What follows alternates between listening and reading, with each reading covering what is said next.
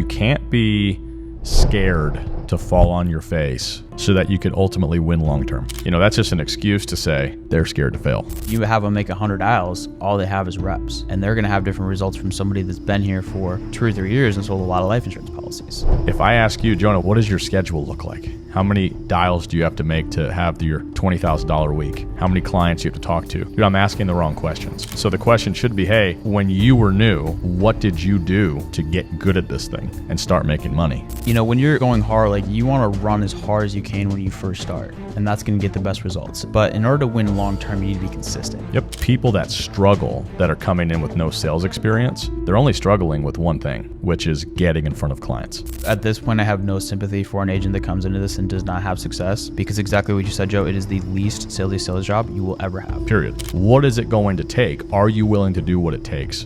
What's the number one determining factor you see that dictates an agent's success in this business and whether they make it or not?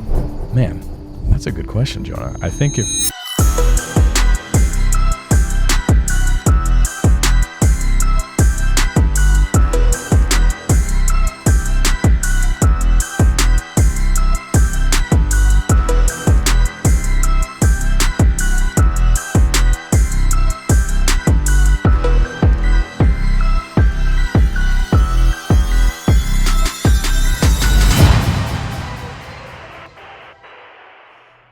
What's going on, guys? Here today with the man, Joe Basso, the CEO of Pinnacle. Welcome, Joe. What's up, dude? Good to be here. Glad you're here. So let's get right into it. I wanted to hop on here and, have a shorter segment, just some more tactical sales training and mindset stuff for, doesn't matter whether new agents, doesn't matter if you've been here for a few years, but starting off for the new agents, what are some keys to hit the ground running in their first 30 days in the insurance business? I think the very first thing that you have to come to grips with if you're a brand new agent is that you can't be scared to fall on your face quickly so that you could ultimately win long term. I see a lot of people come in and, dude, I think it's a fear of failure that really gets in their head, and they get stuck in the whole paralysis by analysis thing. And ultimately, that's just an excuse to say they're scared to fail. Mm-hmm. That's it. So they tiptoe around. They do way less activity than they should because they're trying to get everything perfect, everything right. Dude, that's a real serious problem, because all you're doing with that mindset is you're elongating the learning curve, where it should take you 2 weeks, 3 weeks to get through the entire learning curve. You could take 2-3 months, and all you're doing is lowering the odds of you getting it. So when I talk to new agents, I'm like, look, you got to jump into this thing, and you have the lowest amount of skill you're ever going to have in this industry at the very beginning. So you have to overcome that with way more activity up front than what you're going to need later. And they tend to invert it. So they got their lowest skill level, and they're putting in less reps in the beginning, which is just making the success that much harder to reach. You can overcome that by just loading up on reps, loading up on activity. Does that make sense? Absolutely. Yeah. I mean, it's the very simple formula for success is reps times skill set equals output. That's it. Simple as that. And there's only one way to get your skill set better. As a brand new agent, you have them make 100 dials, all they have is reps. Yep. And they're going to have different results from somebody that's been here for 2 or 3 years and sold a lot of life insurance policies. So they have more leverage. But either way, the only way to gain that leverage is simply by reps. That's it. So you talk to someone that, I'll pick on you, talk to a Jonah Lewis, you sold over $2 million of life insurance issued in your career so far? Mm-hmm. That's a lot. It's a lot of insurance, a lot of policies, a lot of families helped. If I ask you, Jonah, what does your schedule look like? How many dials do you have to make to have your $20,000 week? How many clients you have to talk to? Dude, I'm asking the wrong questions. Because Jonah Lewis today is not Jonah Lewis 4 years ago when you were brand new. Should have signed me day one. 100%. So the question should be, hey, when you were new, what did you do to get good at this thing and start making money? And I guarantee you, your activity then looked a little bit different. Absolutely. Yeah, to get ahead, when you're going hard, like you want to run as hard as you can when you first start, and that's going to get the best results. And running hard in the beginning is what you need to do. But in order to win long term, you need to be consistent. Yep. And that's one thing that's not talked about enough because it's not sexy is consistency. Where the past 4 years I've been in this business, woke up at the same time, had the same morning routine, roll into the office same time, eat at the same time, and do all the same things. And the more you can systematize your life and the less you have to worry about, the more you can focus on what matters and working and getting to the next level. Could not agree more. People that I know that are high performers in any space, but specifically this industry, I don't ever have to wonder what Jonah Lewis is doing at 8 a.m. on a Monday. You never have to worry about what Joe Basso is doing at 8 a.m. on a Monday. Like, I know where you are. I know what you're doing. Because we're that consistent. I think I heard somebody say once, you are your routine. And it's so true. It will ultimately decide how far you're going to go. 1,000%. 1,000%. And what about somebody that they're coming into this and they're coming from a regular job, they have no sales experience, and they're not sure. They're not sure if this is for them. I would say this.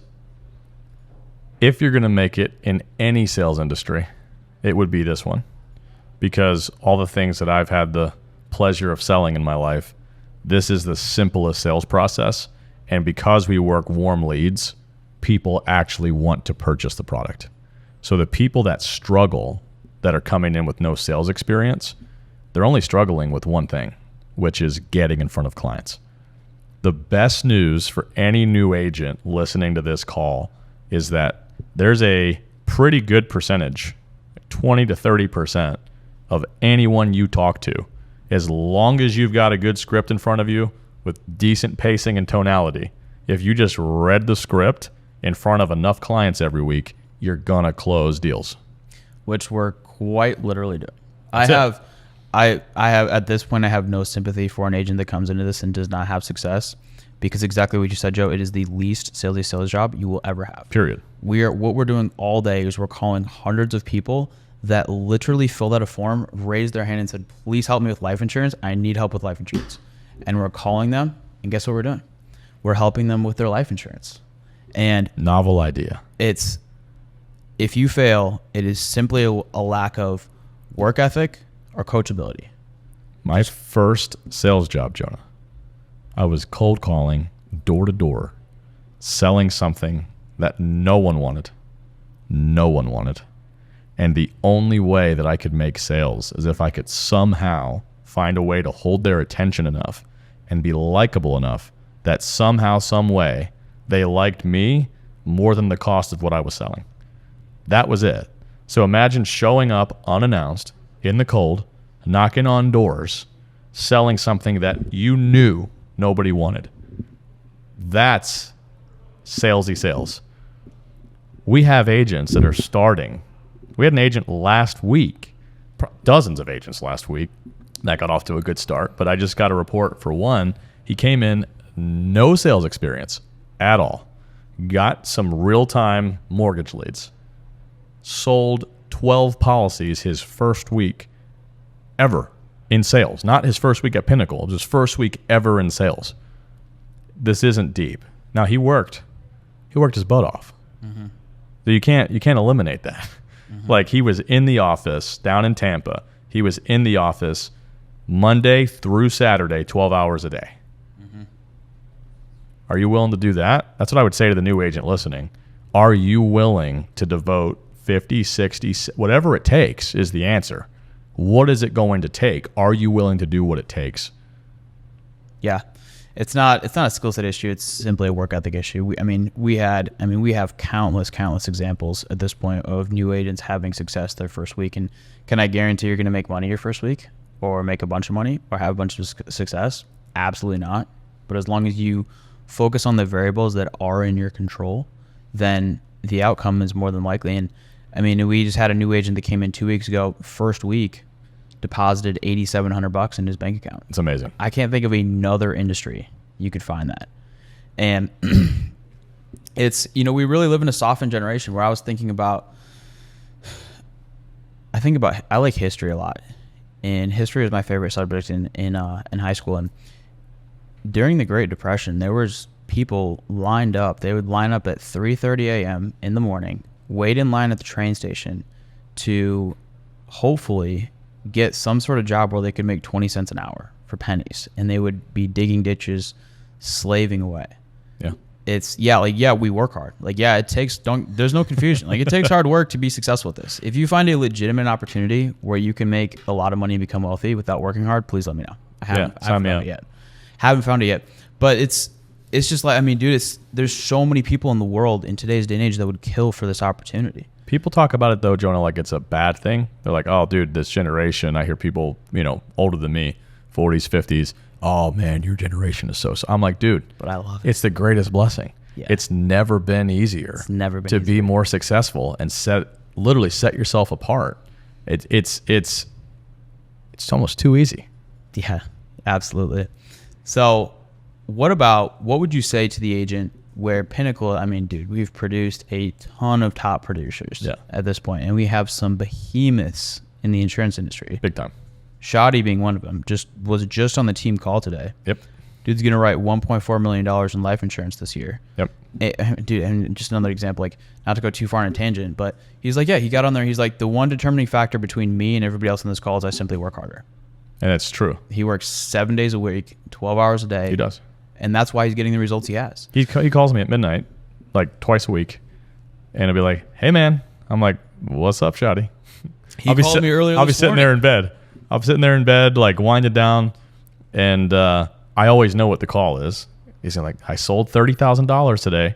I'm like, dude. I'm like, when did you close your last one? He's like, I was working a California lead. I just closed it up. I'm like, man, like some people, you hear them talk and you're like, is he the real deal? Dude, Shotti's the real deal, and he puts his work ethic where his mouth is, and anybody can do that. What's the number one determining factor you see that dictates an agent's success in this business and whether they make it or not? Man, that's a good question, Jonah. I think if I had to put my finger on the single thing, it would be their ability to emotionally deal with rejection and failure. That's it. People don't talk enough, in my opinion, about becoming emotionally and mentally tough as a business owner, because that is ultimately what will take you from good to great and great to exceptional. Mm-hmm. It's really, to a degree, you have to unprogram your mind. Yeah. Where in school, we were in the school system like taught, like, failure's bad, don't fail. If you raise your hand and you say if you have the answer to a question, you say you don't know, that's a bad thing. I love not knowing things because that means I can know. And and if anybody, like, I'll ask somebody a question and when they don't know. Like, if you want to know someone's level of intelligence and how honest somebody is, ask them a question that they don't know the answer to and see how they react. Good point. Yeah. How many times have I said I don't know to you?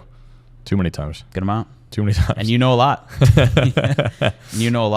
And it's like, really fundamentally, what I see is mindset. It's mindset and belief in yourself is what dictates if an agent is successful or not. If you come in here and you doubt the business model and you doubt the system and you don't think you can do it, you're right. I'm not going to sit here and argue with you, tell you you're wrong. But if you come in here, you say like, hey, I'm not good at sales. I don't possess a skill set, but I see all these hundreds of other people crushing it. They don't possess anything that I don't have. They have no innate special talent or ability that I don't have. They just simply work hard. They plug in, and I'm going to do the same things that they do. And I'm willing to drop my ego. I'm coachable. I'm just going to plug in, and I'm going to work my face off. They're going to kill it. Amen. I would add one thought to that, which is, if you're listening in, how do you view problems? Because when I was young in business, I viewed problems at face value. Oh man, I got another problem to deal with. Now I look at problems as opportunities. Every problem that you're going to face in your business is ultimately an opportunity for growth and an opportunity to excel past your competitors. Because if you're dealing with a problem at your level of business, everybody else at your level, they're dealing with similar problems. How you react to a problem is ultimately going to decide whether or not you grow or whether or not you plateau. Mm-hmm. Does that make sense? Absolutely. And how would you, because in this job, it's a very results-based business. And we preach a lot about having a solid mindset, because your mindset is everything. But we all deal with stuff. We all have personal issues, whether, a family member died or you're having trouble with your spouse, relationships. We all deal with adversity. And in this job, that like how we deal with our personal stuff flows over into our work. Where, for example, if you work at Chipotle and you're having a crap day, you can still go to work, turn off your brain, and do your job. Like with this, it's a lot harder. So what would you say to somebody that's dealing with certain things emotionally and how to overcome that and deal with that and still have success in this business? I think ultimately you have to decide to compartmentalize different parts of your day. And that's easier said than done. I think that's something that it's a skill set that you tend to get better and better and better at. Does that make sense? It's really, really difficult when you have people that are close to you. If it's a partner, a spouse, if you're young, your parents, if they're not on board, it's increasingly harder. So I think step one for people coming in, you got to have a solid support system with the people that are closest to you.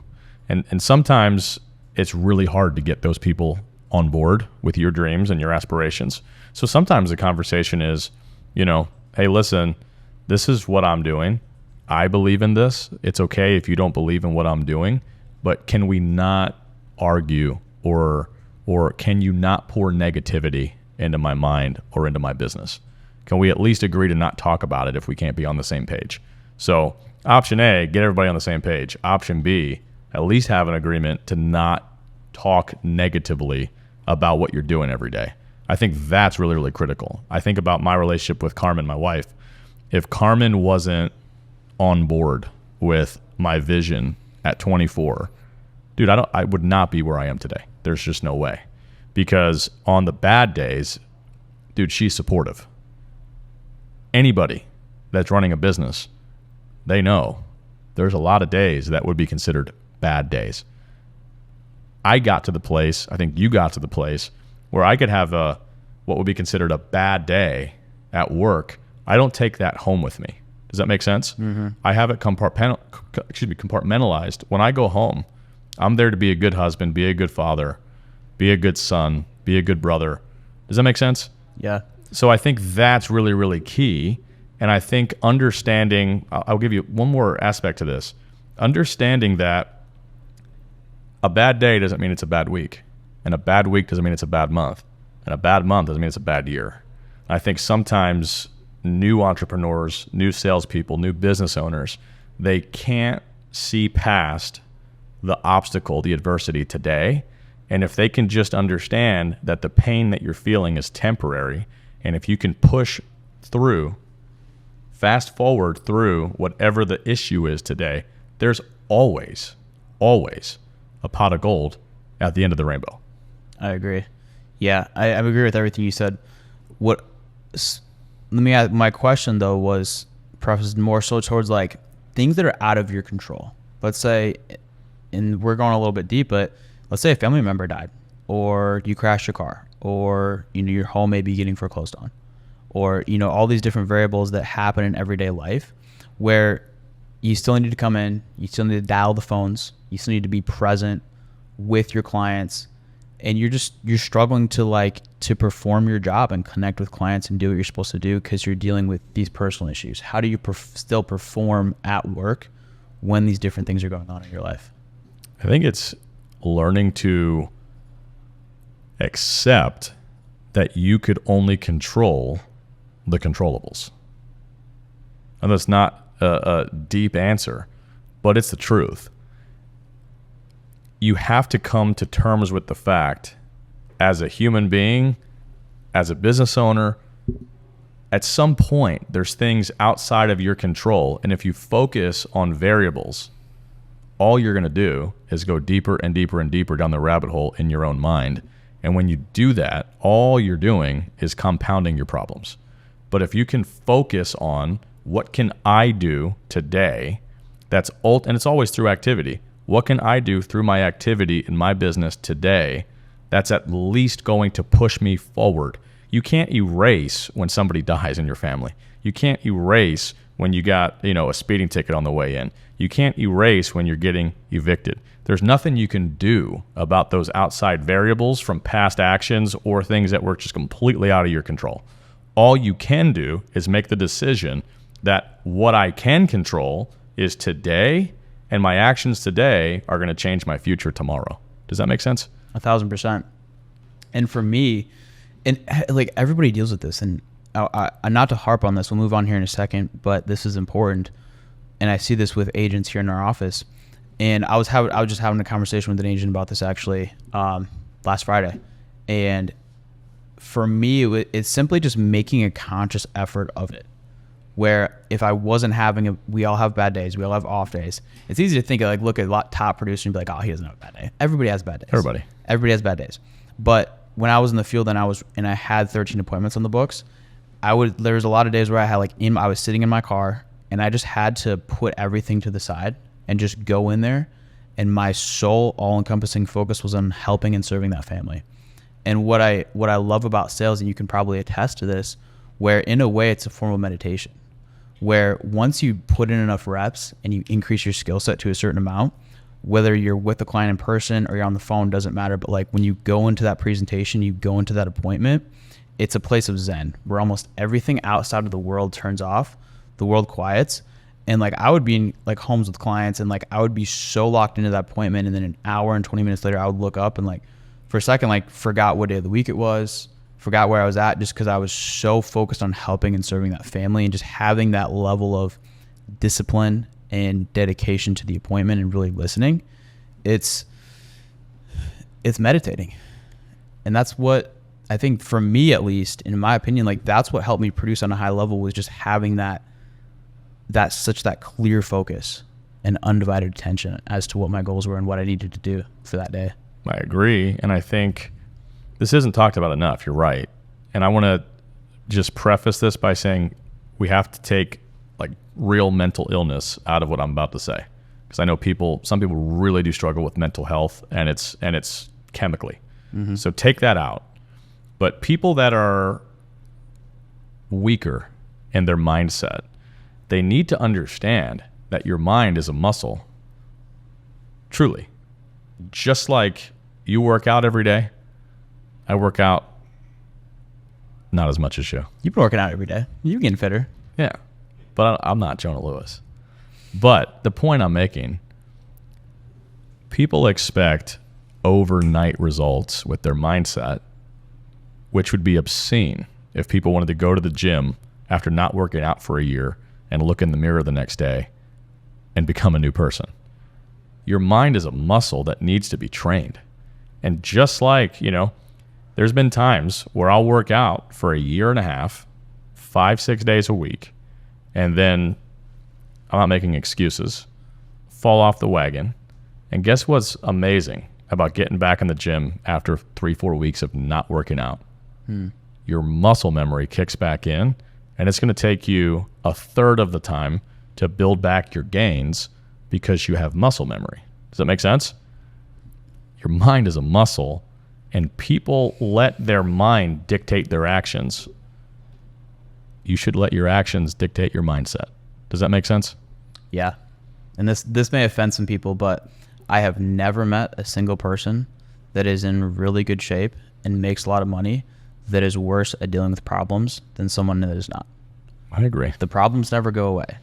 It's just your ability to deal with them does. That's it. I promise you, you get in really good shape and you figure out how to be successful at business on a high level, everything gets better. Everything in your life gets better. You are taking supplements when you work out, right? Yes. You eat healthy. Yes. You take your routine to have a physically healthy body very, very seriously. 1,000%. People that are struggling with their mindset, they're pouring no resource, no time, nothing into training their mind. And they're wondering why they're still in the same place mentally they were 3 years ago, 2 years ago, last year. What are they reading? What are they listening to? What are they setting themselves apart on to actively train their mindset? Every good leader I've ever met, they have things that are non-negotiables that they do to make sure they have that mental clarity and that zen that you're talking about. And ultimately, you get to the place where, this is the good news for everybody listening. It does get a lot easier. It gets a lot easier. Like I have a bad morning. If I have a bad morning at 6:37 a.m., that doesn't dictate my day. Like, dude, no. Like, boop, get to the office. I'm in the zone. Period. I don't care what's going on. I'm in the zone because I understand I can't change my bad hour this morning, but I can change my entire day with my activity right now. And that's what people need to get to the place. And it's back to the beginning of the call, dude. It only happens through consistent reps and consistent activity. Consistent activity always leads to consistent results, and the inverse is true. Inconsistent activity always leads to inconsistent results. Joe, what advice do you have for someone? So let's say they're 90 days in, last month sold 20 policies, decent success. What advice would you have for that person to get to the next level where they're like, hey, dude, I want to be a top producer. I want to be a Shotti. I want to write $1 million in life insurance. How do they get there? Well, there's levels. There's levels to it, right? So in the beginning, we want everybody to understand your skill set is not what's going to get you to that first level of success. It's the activity. But once the activity is there, we don't talk about the skill set enough either. Does that make sense? Like there is a real separator between someone that's doing 20 policies a month versus 40 policies a month, 40 policies a month versus 80 policies a month. Like there are tangible things that you need to get better at. Like you need to learn, there is better scripts than others. There are better ways to go through your sales process and eliminate some of the silly objections that you keep getting. Does that make sense?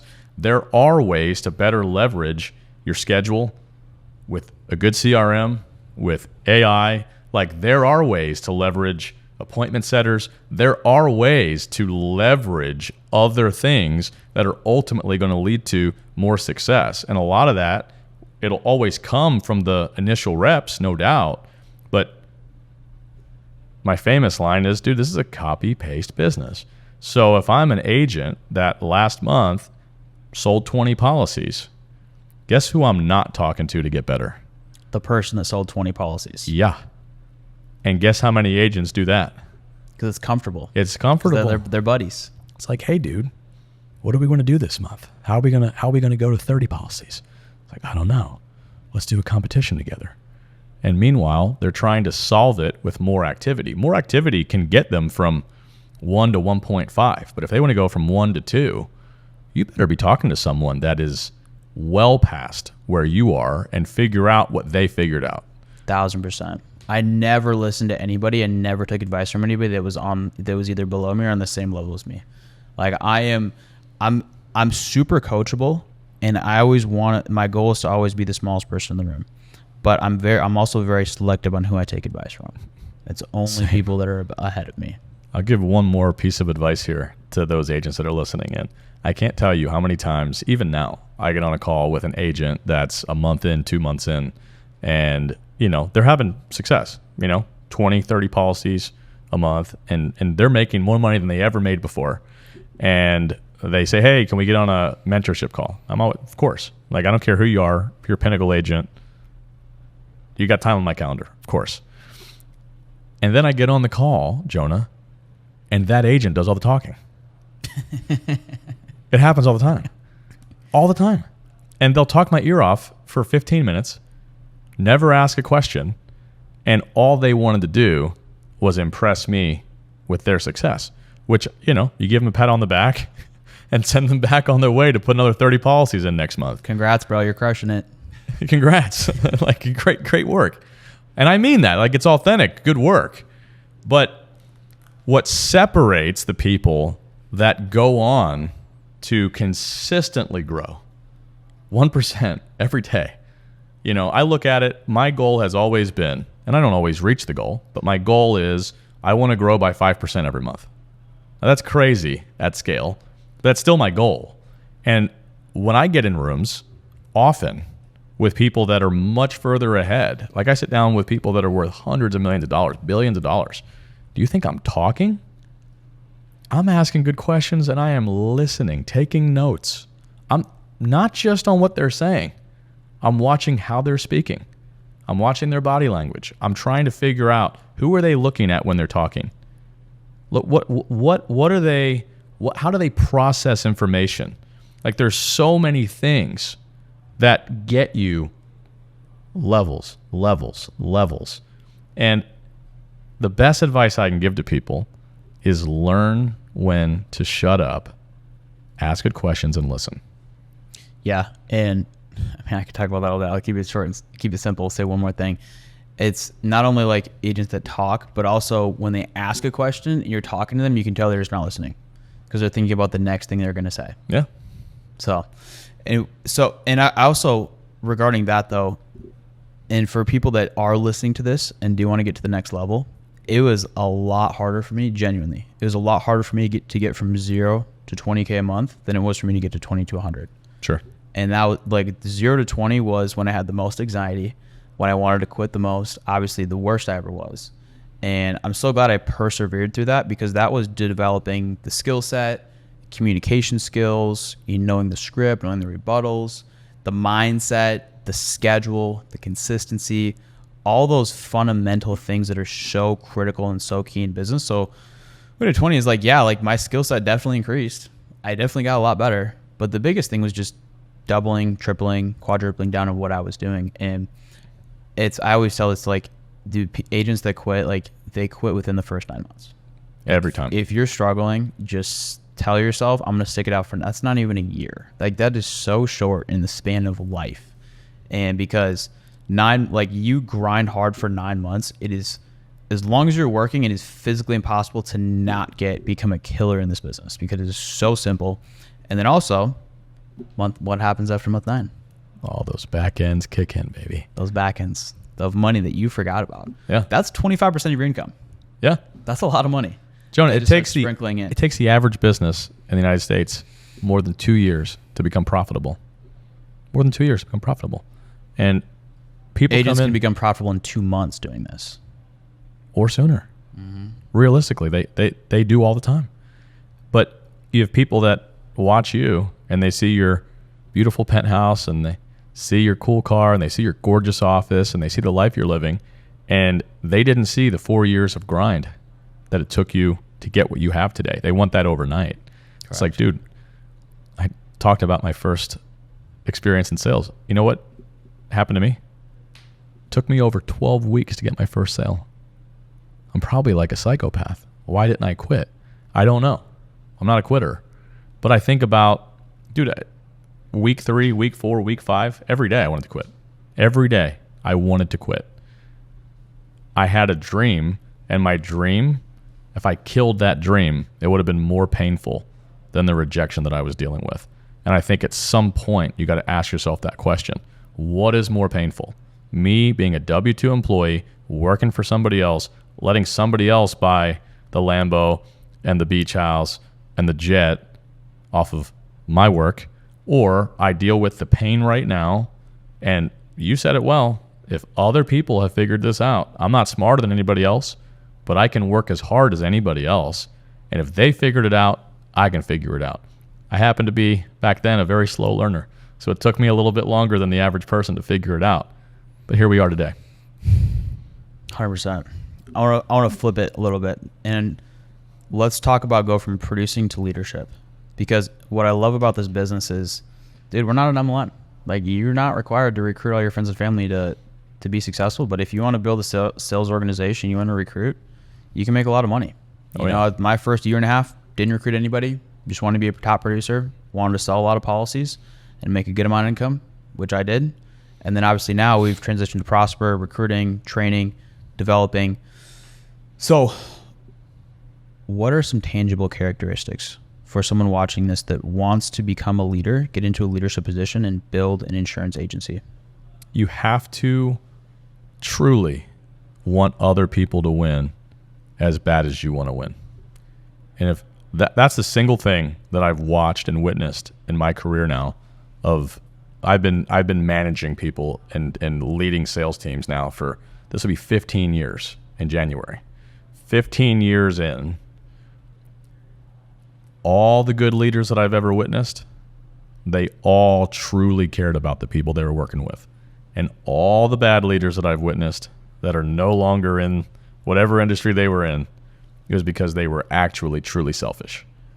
And they could put on a show for a little bit to try and make it appear as though they cared about other success, but you can only hold up that charade for so long.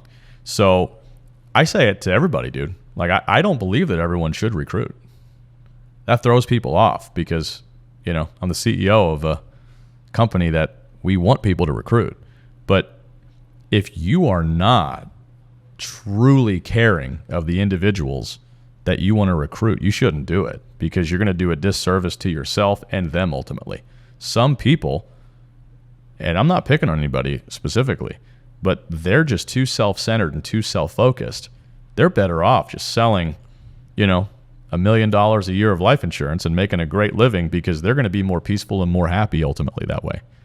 If you want to build and scale, and I think this is the greatest opportunity in the world, genuinely, in the world, to build and scale a business that 1,000%. you could ultimately sell. First things first, you got to want people to win, and you've got to be willing to be patient, and you have to be willing to deal with their issues and take on their issues as if they're your own issues. Does that make sense? Yeah, that was well said. That was well said. Joe, how long have you been in business for? I started my first company at 24, so I'm 33. So officially as a real business owner, 9.5 years. Looking like a young 33. But basically you've been in business for 10 years. You've been working hard. And it's still confusion. Like, you beautiful home, you know, you've got a great lifestyle. Just this morning, like you were telling me, you're like, dude, I flew in at 1:30 this morning. Like, yeah. You're on flights how many days a week?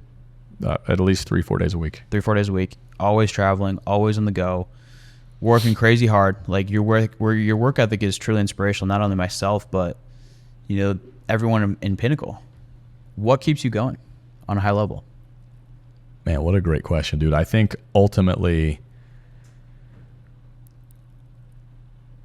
if you want to sustain the work ethic that I've got at this point at 33, it's rare if I don't put in 80 hours plus in a week. It can't be for money. It can't. And I've seen people, they're so blinded by the dollars. And the problem is, once they get what they never thought they would have, they bounce. I said it a minute ago, and ultimately this is the key. I don't view Pinnacle as an opportunity for me to get hundreds of millions of dollars. Is that inevitable? Probably. I look at Pinnacle as an opportunity to change the lives of thousands and thousands and thousands of entrepreneurs. And it's my job. It's my job to help facilitate that. People put trust and faith in me as a leader every single day. I cannot and will not let them down. Period. And so in this season of my life, I don't know how long the season will be. It could be another 10, 20 years. I have no idea. And people, they make the mistake of putting stupid timelines on their business and on their grind. Dude, people say, how long are you going to grind like this? Until the job's done. Dude, we're playing for a Super Bowl. Like, all right, we're 3-0. What, I'm going to stop hitting the gym every morning? I'm going to stop practicing? That's insane. No, we're going to go, and I'm going to go until we got the Lombardi trophy, dude. Like, that's just simple to me. Like, people are constantly limiting their own mindset and their own belief and their own work ethic with restrictions they place on themselves. And it's insane. It's insane to me. I don't understand. I don't speak the same language as some of these individuals. So when are we slowing down? When I'm in heaven, I'm praising Jesus every day, I'll slow down, Jonah. Amen. Amen. Yeah. So, man, what a great note to end on. So, guys, I hope that was impactful. Thank you for tuning in. If you found this helpful, please like, subscribe, and share with someone that you feel like this would benefit. Let's keep striving, guys.